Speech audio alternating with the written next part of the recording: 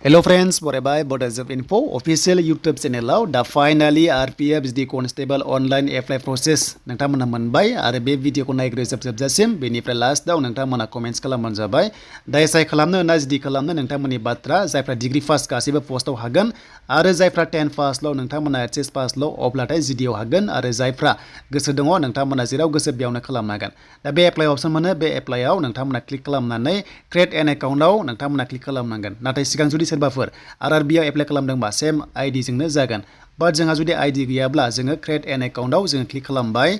आरो खालामनाय लोगो लोगो बेबादि अपसन ओंखारगोन बेखौ नोंथांमोना अकेआव थुनाय लोगो लोगोनो जोंहा गुबुन गुबुन प्रसेसआव जों थांनो हागोन दा जोङो खालामबाय देन जोङो फार्स्टआव जोङो इन्डियाखौ सेलेक्ट खालामनांगोन नेशनेलिटियाव अके दा बेखायनो आं बेयाव सेलेक्ट खालामबाय एन्ड बेनिफ्राय फुल नेम सार्टिफिकेटआव जि दं मेट्रिकआव बेखौसो होनांगोन नोंथांमोना आरोबाव रिटाइप खालामनांगोन अके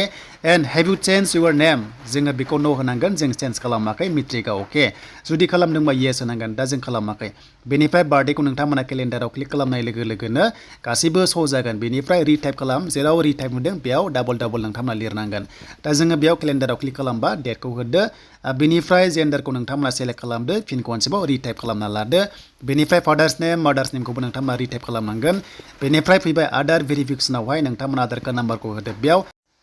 बेनिफ्राय भेरिफाइ आधार दं बेयाव क्लिक खालामबानो नोंथांमोना आधार कार्डखौ भेरिफाइड खालामनो हागोन जुदि आधार कार्ड गैयाबा I do not have Aadhaar कार्डआव क्लिक खालामनानै नोंथांमोननि पेन कार्ड नाम्बार बा भटार आइडि ड्राइभिं लाइसेन्सखौ नोंथांमोना होनो हागोन अके दा जों बेयाव एन्टार खालामबाय आधार कार्ड नाम्बारखौ दा जुदि सोरनाबा आधार कार्ड गैथ्राब्ला मा खालामनांगोननो नोंथांमोना आइ डु नट हेभआव बेयाव क्लिक खालामनानै फिन खनसेबाव क्लिक खालामदो एन्ड बेनिफ्राय मा अपसन दङ जों नायनोसै जेरै जों सेलेक्टआव क्लिक खालामबा नोंथांमोननि भटार card driving licence PAN card नाम्बारखौ नोंथांमोना सेलेक्ट खालामनानै होबानो जाबाय एबा स्कुल कलेजनि आइडिबाबो जागोन एन्ड बेनिफ्राय नाम्बारखौ होदो बेनिफ्राय प्लेस अफ इस्युखौ होदो बेनिफ्राय इस्युइं अथरिटिया बबेनिफ्राय खालामदों बेखौ नोंथांमोना लिरना होबानो जाबाय बेनिफ्राय मेल आइडिखौ होनानै जेनेरेट मेल आइडियाव अटिपि क्लिक खालाम बेनिफ्राय अटिपि थांगोन 7 मिनिटनि गेजेराव होनांगोन फन नाम्बारखौबो होदो बेनिफ्राय नोंथांमोनाबो जेनेरेट अटिपिआव थुबानो जाबाय जुदि जायाबा नेट इस्युआव नोंथांमोना डाबल खालामबानो जाबाय ट्राइ खालाम पासवर्डखौ नोंथांमोना गोसोआव थानाय खालामदो नोंनि नाम एबा टाइटेल होनानै 1 2 3 हेशटेग होबानो जागोन नोंथांमोना जाहाथे गोसोआव थानाय बायदि फिन खनसेबाव कनफार्म खालामबावदो बेयाव एन्ड बेनिफ्राय केपसा कड दङ 5142G मोनदों बेखौ नोंथांमोना केपसा कडआव होनानै प्रिभिउ आरो क्रिएट एन एकाउन्टआव क्लिक खालामबानो बे एकाउन्ट जासिगोन आरो नोंथांमोनाव आइडि नाम्बार थांगोन स्क्रिनशट खालामना ला गासैबो जाबाय बेनिफ्राय जोङो प्रिभिउ एन्ड बेनिफ्राय क्रिएट एन एकाउन्टआव क्लिक खालामबा बेबायदि अपसन ओंखारगोन बेखौ जाहाथे मोजाङै चेक खालामो गासैबो क्रस भेरिफाइ खालाम जाहाथे मिस्टेक जायोब्ला नोंथांमोना एडिट खालामनो हानाय बायदि नङाबा फाइनाल साबमिट खालामनो हानाय नङा आरो नोंथांमोना रिजेक्ट जागोन डकुमेन्टस भेरिफिकेसनाव दा बेखायनो भिडिअआ एसे गोलाव जागोन A to Z नोंथांमोना मोनगोन बडो इनफो इउटुब चेनेलाव दा बेबायदि मोननाय लोगो लोगो आइ हेभ रिचेक होननाय दङ बेयाव क्लिक खालामदो बेनिफ्राय क्रिएट एन एकाउन्टआव क्लिक खालामबानो नोंथांमोना गुबुन पेजआवहाय थांनो हागोन दा जोङो क्रिएट एन एकाउन्टआव होनाय लोगो लोगो प्रसिड अपसन मोनगोन बे प्रसिडआव क्लिक खालामबाथाय जोंहा लगइन अपसन फैगोन दा जों प्रसिडआव खालामबाय नालाय नोंथांमोना स्क्रिनशट खालामना ला नोंथांमोननि आइडिखौहाय एन्ड बेनिफ्राय दायो फन नाम्बारजों एबा मेल आइडिखौ नोंथांमोना गोजौआव होदो बेनिफ्राय जों पासवर्डआ जि होदोंमोन बेखौ गोसोआव लानानै नोंथांमोना होदो बेनिफ्राय केपसा दङ 2344G मोनो नोंथांमोननि स्क्रिनाव बेखौ होनानै नोंथांमोना मा खालामनांगोन लगइन खालामनांगोन जुदि आइडि बावबायब्ला फरगट पासवर्ड दङ बेयाव नोंथांमोना रिकभारि खालामनो हागोन दा जोङो बेयाव लगइन खालामबाय दायो जेब्ला नोंथांमोना लगइन खालामगोन बेबादि गोबां माखासे गाइडलाइन्स मोनगोन एग्जामाव लेंगुवेजआ गासै 13 होदों माखासे रिजनेल लेंगुवेजेस दङ जेरै आसामिस दङ बा बेंगलि दङ नाथाय बर' बेयाव गैया बेखायनो जों मा हिन्दी एबा जों इंलिसजों एग्जामखौ होनांगोन अनलाइन हिसाबै बेनिफ्राय नोंथांमोना गाहायाव अपसन मोनदों अनलाइन एप्लिकेसनाव क्लिक खालामबा बेबायदि पेजआ श' जासिगोन मोनसे बाथ्रा जुदि डिग्री पास बा मोननैबो पस्टआव खालामनो हागोन डाबल नोंथांमोना सेलेक्ट खालामबानो जाबाय जुदि जिडिआव खालामनो गोसो दङबा खालि जिडिखौल' खालामबानो जाबाय बेयाव माखासे गाइडलाइन्स दं बेखौ नायदो जास्ट जोङो जिडिआव खालामबा जोंहा मोनसे गाहायनि अपसन दङ बेयाव टिक मार्क होबानो जाबाय बक्सआव अके स' बेयाव होनाय लोगो लोगो जोङो नेक्स्ट अपसनाव क्लिक खालामदो अके दा जोङो मोननै जुदि खालामबा मोननै फिस दाननांगोन अके 250 हिसाबै जोङो 500 दाननांगोन मोननैजों नाथाय मोनसेबा नोंथांमोना 250 पेमेन्टखौ दाननांगोन दा बेखायनो जिडिआव खालामसै जों जिडिआव क्लिक खालामबाय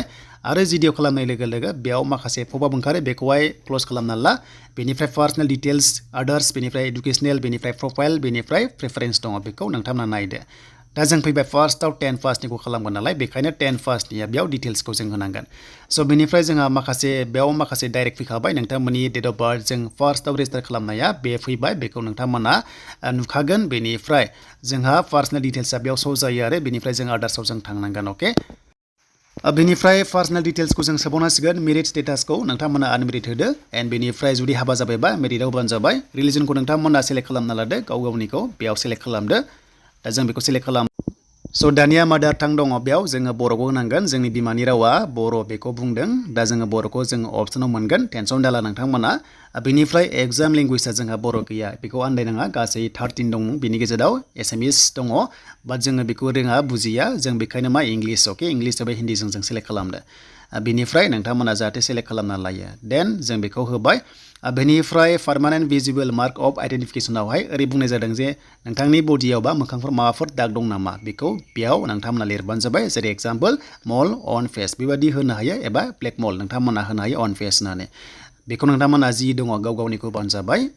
देन बेनिफ्राय जों गाहायाव थांसै मा दङ जों नायलांबाय थागोन नोंथांमोना भिडिअखौ नायग्रोजोब अब्लानो बुजिगोन नङाबा जुदि मिस्टेक जायोबाथाय नोंथांमोनाहाय माने रिजेक्ट जानायनि चान्सआ दङ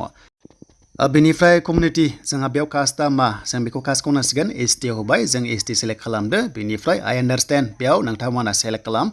एन्ड फैबा सार्टिफिकेट नाम्बारखौ होथारनांगोन नोंथांमोना अके एन्ड बेनिफ्राय बेखौ जाहाथे मोजां होयो रिजेक्ट जायैबादि डकुमेन्ट्स भेरिफिकेसनावहाय एन्ड इशुइं अथरिटि सोर बेखौहाय नोंथांमोनखौहाय एप्रुभ खालामदों बेयाव गोबां रोखोमनि थागोन खायसेना डिसि थागोन खायसेना एडिसनेल थागोन खायसेया मेजिस्ट्रेट थागोन खायसेया साब डिभिजनेल अफिसार थागोन बेखौ नोंथांमोननि सार्टिफिकेटआव जि नाम दं बेखौ नोंथांमोना सेलेक्ट खालामबानो जाबाय अके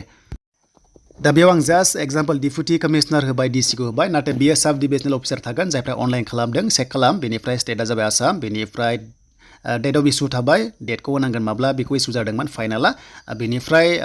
नोंथांमोना 500 केबिसिम पिडिएफ खालामनानैसो आपल'ड खालामनांगोन अके एन्ड बेनिफ्राय ट्रेभेल फ्रियाव येस हो होमबाथाय नोंथांमोना फ्रियावनो थांनो मोनगोन एग्जामावहाय अके ट्रेनजोंहाय फ्रियावनो थांनो मोनगोन नियारेस्ट रेलवे स्टेशनखौ नोंथांमोना होनो दाबाव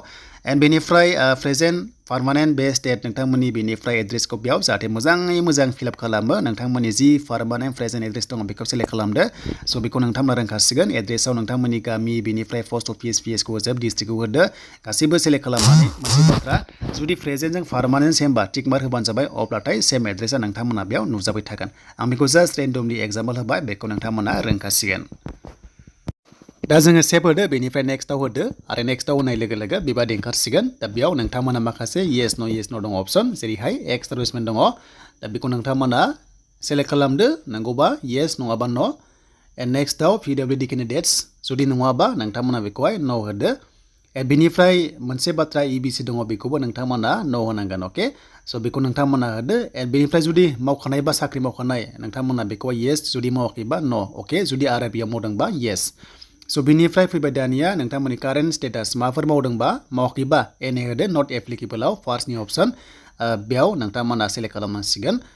देन बे जाबाय स' दानिया एप्रेन्टिस जुदि लादोंमोनब्ला नोंथांमोना चान्सआ बारा थायो जुदि लादोंबा येस जुदि लायाखैबा बेखौहाय न' होदो अके देन फैबाय दाना पेमेन्ट अपसन लास्ट प्रसेसआ बेनो पेमेन्ट दानाय नोंथांमोननि माखासे डिटेल्सआ दा नोंथांमोना फार्स्टआव मा खालामनांगोन नेम अफ एकाउन्ट हल्डार नोंनि एकाउन्ट नामखौ बावहोदो बेनिफ्राय 250 पेमेन्ट दानांगोन 250 एग्जामनि थाखाय अनलाइन एग्जामनि थाखाय लादों बेखायनो बेखौहाय जुदि एग्जाम एटेन्ड जायोबा नोंथांमोना रिफान्ड मोनफिनगोन एबा नोंनि एकाउन्टआव हाबफिनगोन बेखायनो गाव गावनि एटिएमजों एबा न'खरनि एटिएमजों दानबानो जाबाय जाहाथे नोंथांमोननि एकाउन्टआव राङा हाबफिनबा मोननाय बायदि स' बेखौ होबाय बेनिफ्राय एकाउन्ट नाम्बारखौ होदो बेनिफ्राय एकाउन्ट नाम्बारखौ फिन खनसेबाव रिटाइप खालामना होदो नोंथांमोना राइट साइड खनायाव दङ बेखौहाय जाहाथे मोजां नायो आं बेयाव जास्ट एग्जाम्पल खिथाबाय नोंथांमोननो बेनिफ्राय आइएफएससि क'डखौ होदो बेनिफ्राय बेंक नेमा थानाय नङा बेनिफ्राय बेंक एड्रेसा थानाय नङा माने बिथांमोनाव जायखिजाया नोंथांमोननि एकाउन्ट नाम्बार बेनिफ्राय आइएफएससि क'ड होनाय लोगो लोगो थाखाजोबो बेनिफ्राय 7 नेक्स्टआव होनाय लोगो लोगो नोंथांमोना 7 नेक्स्टआव थांनो हासिगोन बेनिफ्राय गासैखौबो नोंथांमोना सेभ खालामनांगोन सेभ खालामदो सेभ खालामबाथाय बियो डाटाया सेभ थाबाय अके एन्ड बेनिफ्राय गोमानाय नङा स' बेनिफ्राय नेक्स्टआव क्लिक खालामनांगौ दा जोङो बेखायनो नेक्स्टआव क्लिक खालामबाय दा भिडिअआ एसे गोलाव जागोन नोंथांमोना गासैबो रोङोब्ला बे जाबाय भिडिअआ मबाइलाव खालामनाय मबाइलावनो नोंथांमोना खालामनानै लानो हागोन दा जोङो सेभ होबाय दा सेभ होनाय लोगो लोगो जोंहा मोनबाय क्वालिफिकेसन डिटेल्सआव जोङो फैबाय दा बे साख्रिया जाबाय जिडिआ 10 पास लेभेलनि दा नोंथांमोना बेखायनो 10 पासनिखौल' होनो हायो जेबो नांलाया 10 पास होबानो जागोन दा बेखायनो नोंथांमोना क्वालिफिकेसन प्रफाइल माखासे बेनिफ्राय प्रिफारेन्स दङ बेखौ जाहाथे नायो दा जोङो बेयाव जोङो मा खालामनांगोन जोंहा आसाम स्टेट होबाय बेनिफ्राय डिस्ट्रिक्टखौ नोंथांमोना बेयाव नोंथांमोना मा उदालगुरि बा उदालगुरि बाक्सा बा बाक्सा होबानो जाबाय बेनिफ्राय बर्डआ नोंथांमोननि मेट्रिकआ मामोन सेबा बा सेबाखौ होबानो जाबाय स' बेनिफ्राय डेट अफ पासिं माब्ला पास जादों केलेन्डाराव क्लिक खालामनाय लोगो लोगो नोंथांमोना मेट्रिक पासखौहाय माब्ला जादोंमोन बेयाव केलेन्डाराव क्लिक खालामदो बेनिफ्राय फेब्रुवारि 2024 मोनदों बेयाव क्लिक खालामबा बेबायदि इयार ओंखारगोन स' बेनिफ्राय नोंथांमोना 10 पासखौ माब्ला खालामदोंमोन नोंथांमोननि मार्कशिटआव नायबानो जाबाय बेनिफ्राय रल नाम्बारा जेरै दं नोंथांमोननि एडमिटआव बेखौ होबानो जाबाय खायसे कड नाम्बार थायो कड नाम्बारखौ नोंथांमोना बेबायदि होबानो जाबाय स' बेनिफ्राय नेक्स्टआव नोंथांमोना क्लिक खालामनांगोन बेनिफ्राय मोनसे बाथ्रा नोंथांमोना एड अप्शन मोनदों बेयाव खालामबाथाय नोंथांमोननि क्वालिफिकेसनखौहाय डिटेल्सखौ होबावनो हागोन नाथाय जोंनो नांला जास्ट 10 पास बा 10 पासखौ होबानो जाबाय बेनिफ्राय नेक्स्ट अप्शन दङ नेक्स्ट अप्शनाव क्लिक खालामबानो जोङो नेक्स्ट प्रसेसआव जोङो थांनो हागोन दा बेखायनो गोबाव खालामला जों नेक्स्टआव क्लिक खालामबाय बेनिफ्राय नेक्स्टआव क्लिक खालामनाय लोगो लोगो बेबायदि मोनबाय नै नोंथांमोना कास्ट सार्टिफिकेटआ आपल'ड जाखाबाय नालाय जोंहा PDF खालामनांदोंमोन बेखौ नोंथांमोना भिउआव लांबा नोंथांमोना नायनो हागोन बाट बेयाव देखायनाय नङा स' बेखौ जेबो प्रब्लेम मोननाङा बेनिफ्राय एग्जाम सेन्टारखौ दायो सेलेक्ट खालामनांथ'वाखै बिथांमोना साननैसो उनाव एबा एप्लाइ जोबनाय उनावहाय एग्जामनि माखासे सेन्टारखौ बिथांमोना गाव गावनो रेकमेन्ड खालामगोन अके स' बेखौ नोंथांमोना जेबो टेनसन दाला दा बेयाव जोङो भिउ खालामा बेबायदि मोनगोन एन्ड बेनिफ्राय फट'स आरो लोगोसे साइनआव फैबाय नोंथांमोननि फट'आ नोंथांमोना JPG जागोन बेनिफ्राय साइनआबो JPG जागोन बेनिफ्राय बेकग्राउन्ड फट'आ नोंथांमोना गुफुर कालार जाथारनांगोन बेखौ बुंदों आरो 6 मान्थनि बारा बोराय जानो मोना नोंथांमोना गोदान लेटेस्टखौ होबानो जाबाय अके एन्ड बेनिफ्राय साइजआ नोंथांमोना 30निफ्राय 70 केबिसिम होनांगोन स' बेखौ 6 मान्थनि बारा दाहोसै नोंथांमोना गोदानखौ होदो बेनिफ्राय बेकग्राउन्डआ गुफुर कालार जाथारनांगोन बेयाव गाइडलाइन्स दं नङाबा रेजेक्टबो बिथांमोना खालामनो हागौ बिसास गैया अके एन्ड बेनिफ्राय साइनआबो नोंथांमोना 30निफ्राय 70 केबिनि गेजेराव नोंथांमोना होबानो जाबाय दा जोङो बोरै खालामनांगौ हाइटखौ नोंथांमोना स्क्रिनशट खालामना ला हाइट दङ बेनिफ्राय माखासे वेट दङ बेखौ नायना लाबानो जाबाय बेनिफ्राय नैबे ब्राउज दङ एबा ब्राउजाराव थांनानै नोंथांमोना बेखौहाय सेलेक्ट खालामनांगोन फट'खौ जेराव दोनदों बाव लाना फैनानै साबमिट खालामबानो जाबाय एन्ड बेनिफ्राय 7 नेक्स्टआव थांबानो जोङो फाइनाल साबमिट प्रसेसआव थांनांसिगोन आरो जों लास्टआव पेमेन्टखौ जोङो दाननांगोन अके दा जोङो बेयाव एग्जाम्पल जोङो बेयाव आपल'ड खालामबाय बेनिफ्राय सेभआव होदो सेभ होयोबा बे सेभ जाबाय बेनिफ्राय नेक्स्टआव क्लिक खालामबावदो एन्ड नेक्स्टआव क्लिक खालामनाय लोगो लोगो जोंहा एग्जामनि फिस दानांगोन 250 250 पेमेन्ट दानांगोन जोंनि ST SCआ एन्ड बेखौहाय एग्जाम होयोबा नोंथांमोनाहाय रिफान्ड मोनफिनगोन नोंथांमोननि एकाउन्टआव हाबगोन बेनिफ्राय मोनसे अप्शन दङ डिक्लेरेसन बेखौ नोंथांमोना आइ हियार बाय डिक्लेयार दङ बेयाव टिक मार होबानो जाबाय एन्ड बेनिफ्राय प्लेस दङ बे प्लेसआव नोंथांमोना गाव गावनि डिस्ट्रिक्टखौहाय सेलेक्ट खालामना लाबानो जाबाय एबा लिरबानो जाबाय एन्ड बेनिफ्राय नोंथांमोना जास्ट बेयाव लिरदो आं जास्ट बेयाव एग्जाम्पल लिरबाय अदालगुरि हिसाबै एन्ड प्रिभिउ एप्लिकेसन दङ गाहायाव अप्शन बेयाव नोंथांमोना क्लिक खालामबा जि फिलआप खालामदों गासैखौबो नोंथांमोना मोनफिनजोबगोन बेयाव नुजोबगोन बेखौ नोंथांमोना नायदो जुदि माबाफोर जुदि गोरोन्थि जादोंबा बेखौहाय चेक खालाम क्रस भेरिफाइ खालाम एन्ड जुदि गोरोन्थि जादोंबा एडिट अप्सनाव लांबानो जाबाय एडिट खालामबानो जाबाय आरो जुदि जायाखैब्ला नोंथांमोना फाइनाल साबमिट खालामनायनि लामायाव थांबानो जाबाय स' बेखायनो जोङो टिक मार्क होनांगोन बेनिफ्राय जोङो नेक्स्टआव जों थांनांगोन आरो जों जेब्ला नेक्स्टआव थाङो जोंहा पेमेन्ट दानाय अप्सनाव जोङो मोनगोन स' बेखायनो जोङो मा खालामनांगोन आइ हेभ रिचेक बेयाव अप्सन दङ टिक मार्क होदो बेनिफ्राय साबमिटआव क्लिक खालामदो देन साबमिटआव क्लिक खालामबा नोंथांमोना ओरैबायदि खालामनांगोन फिन खनसेबाव साबमिट अप्सन दङ बेयाव नोंथांमोना क्लिक खालामबावदो बेनिफ्राय बेखौ होखांनाय लोगो लोगो एग्जाम फिस जोङो पेमेन्टखौ खालामनांगोन होमबासो जोङो साक्सेसफुलि एप्लाइखौ जागोन नङाबा जोङो पेन्डिंआव थागोन दा बेखायनो नोंथांमोना साबमिट खालामदो साबमिट खालामनानै नोंथांमोननि ATM कार्डजोंसो दाननांगोन फन पे गैया जेबो अनलाइन गैया जास्ट ATM कार्डजों दाननांगोन होमबासो नोंथांमोनाहाय एग्जामा होनो मोनगोन स' बेखायनो बेयाव नायदिनै नोंथांमोना मा अनलाइन नोंथांमोना माखासे डिटेल्सखौ मोनसिगोन एग्जाम फिसनि बागै होनाय दङ बेनिफ्राय नोंनि पार्सनेल डिटेल्स दङ बेखौ नायनानै नोंथांमोना पे नाउ अप्सन मोनो बेयाव थांनाय लोगो लोगो कार्ड नाम्बार होनानै पेमेन्टखौ दानदो दा बेनोमोन एप्लाइ प्रसेस भिडिअ नोंथांमोना जायफ्रा इन्टारेस्टेड मोनबाय लाइक कमेन्ट शेयार आरो जायफ्रा चेनेलखौ दा साबस्क्राइब खालामदो अके